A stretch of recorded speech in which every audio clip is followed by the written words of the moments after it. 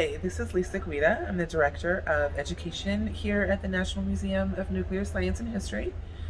Welcome to Nuclear Science Week Virtual. We hope you enjoy this series, and we look forward to seeing you in the museum.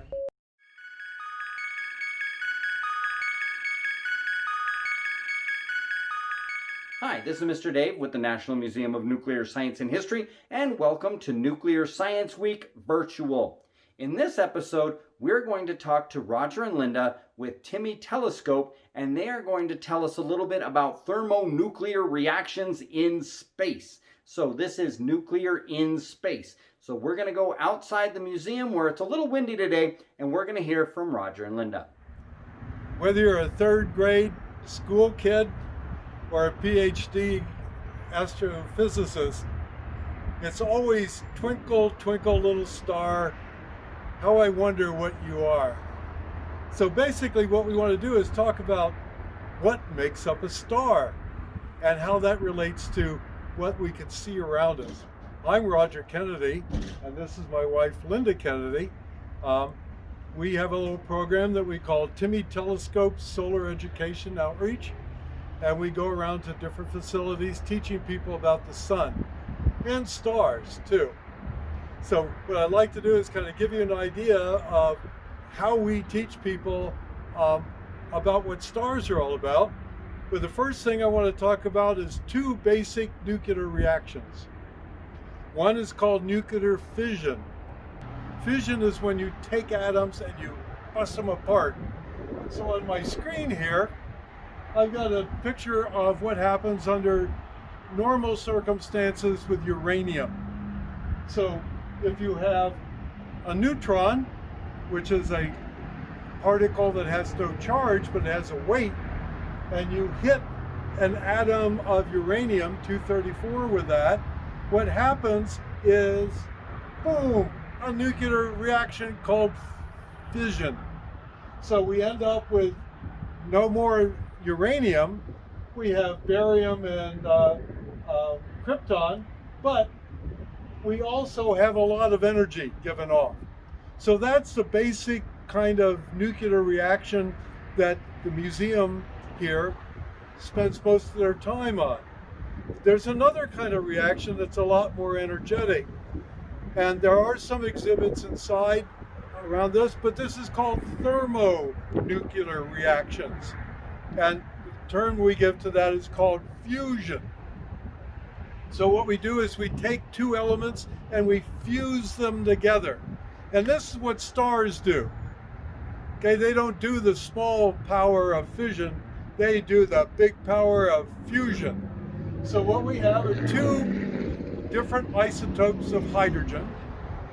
Okay, that's what's on the screen there. Hydrogen 2 and hydrogen 3. And what we do is, well, we don't do it, but the stars do it. They push those two atoms together and they end up with a nuclear reaction that we call fusion. In that process, we get helium, the atom helium, plus we get a lot more energy than what we would have gotten with the fission reactions. And this is what all stars do.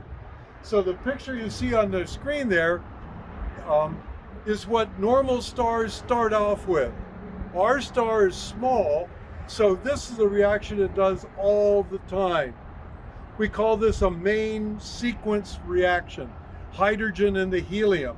And that's basically all our star can do. Other stars can do other kinds of reactions because they're bigger, they have more mass.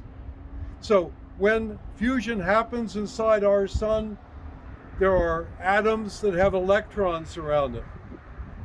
Those electrons get lots of energy. So when they get lots of energy, they now produce what we call light.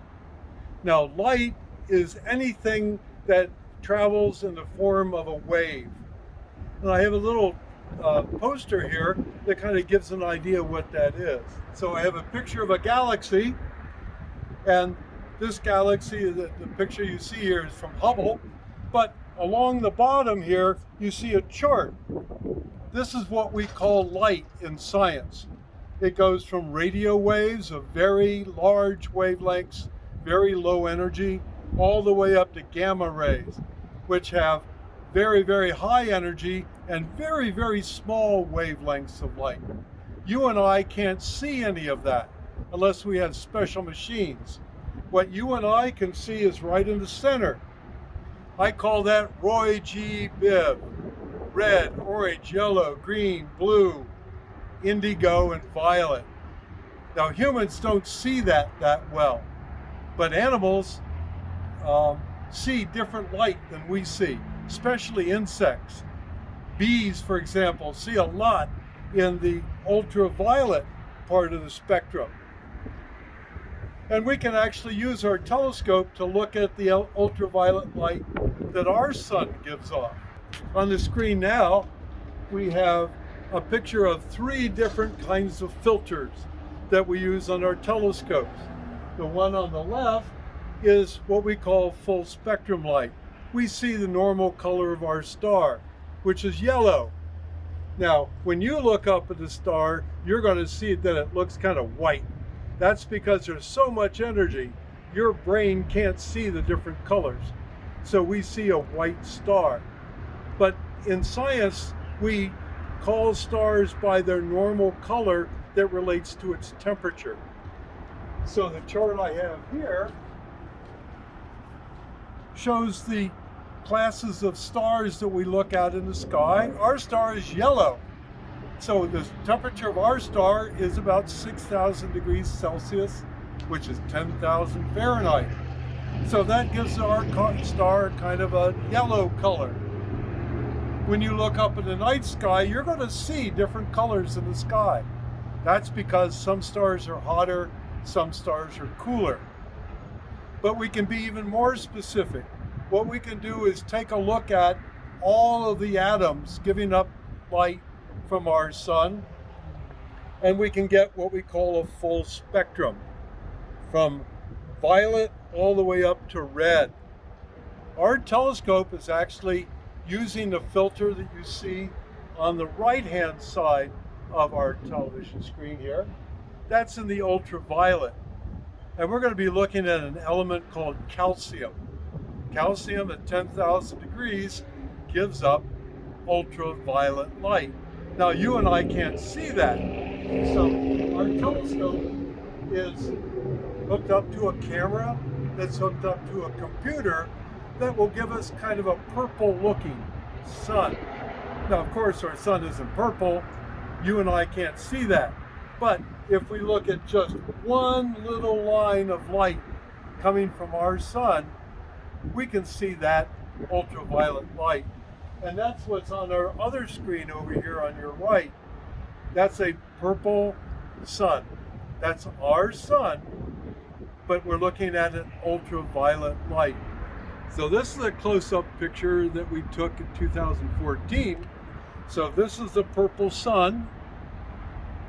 In 2014, we had things called sunspots, which are storms on the sun.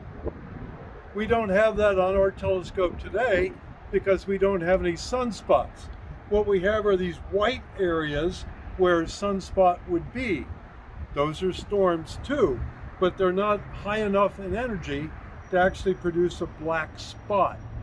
This is a lot of X-rays in there, and we can't see X-rays at all. We don't have that kind of filter.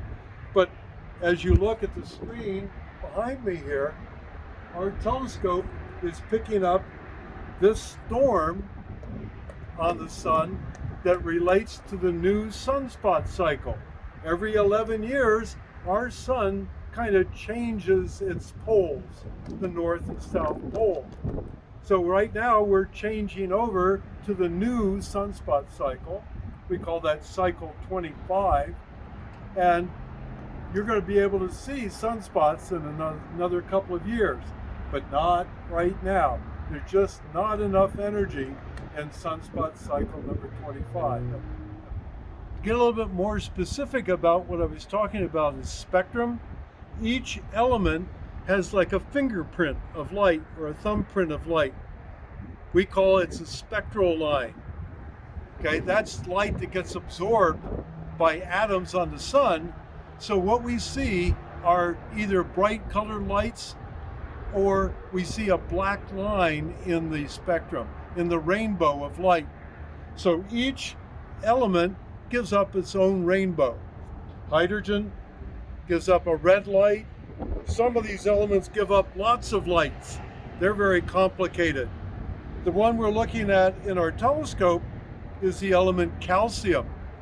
Calcium gives up different colored lights, but we're looking down here at the purple part of the spectrum, the ultraviolet light of our sun.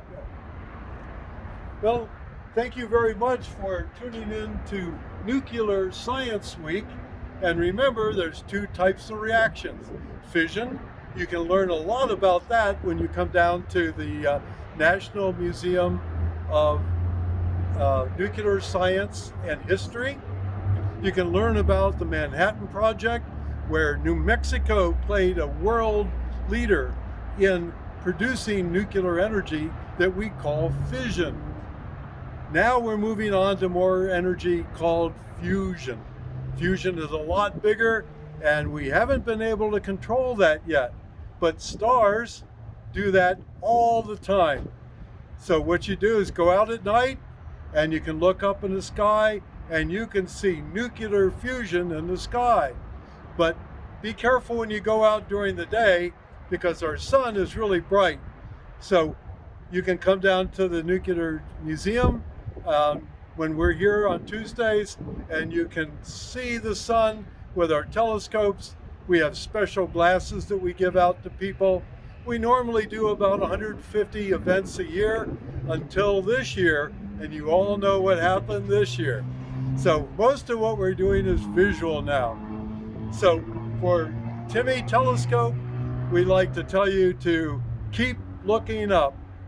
Thank you, Roger. That was amazing. That was a neat look into how we look and see how nuclear is happening even in space. So, thank you for joining us for Nuclear Science Week. I am Mr. Dave with the National Museum of Nuclear Science and History, and as I end everything I ever do, don't forget to wash your hands.